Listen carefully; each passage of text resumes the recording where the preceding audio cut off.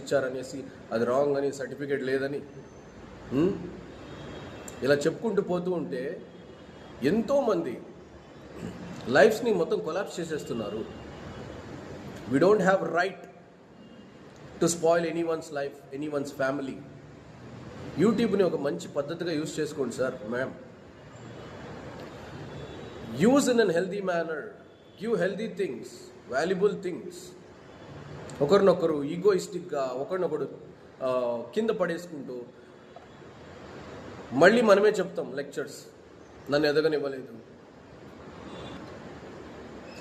నేనేం చెప్పదలుచుకున్నానంటే, మనమంతా భారతీయులు, అందరూ మన వాళ్ళే, మన భారతీయులే.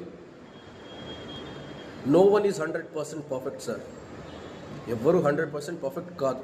నేను ఒకవేళ పొరపాటున నోరు జారచ్చు, దాన్ని కూడా ఒక పాయింట్ని పట్టుకొని 100 మంచి మెసేజెస్ ఇచ్చుండొచ్చు ఆ పర్సన్, కానీ ఒక్క మాట నోరు జారాడని వారి భవిష్యత్తునే స్పాయిల్ చేసేస్తారు. నాట్ ఫెయిర్, చాలా తప్పు.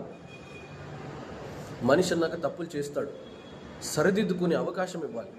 అలాగే కానీ టంగ్ స్లిప్ అయిందనేసి, మాట స్లిప్ అయిందనేసి, ఇంకోటి ఏదో అయిందనేసి, we are humans sir. we learn lessons from mistakes. let them learn, let them give a chance to learn.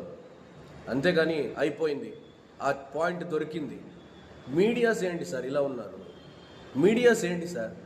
రైతు పరిస్థితి ఏంటి, జవాన్ల పరిస్థితి ఏంటి, ఎన్నో వాల్యుబుల్ పాయింట్స్ ఉన్నాయి సార్. ఆ సార్ ఏదో చేయి పట్టుకున్నారు, ఈసారేమో తగ్గారు, ఈసారేమో తుమ్మారు. ఇవే sir concepts. Why you have learn journalism? అందరినీ నేను అన్నట్లేదు, ఎందుకు జర్నలిజం నేర్చుకున్నారు?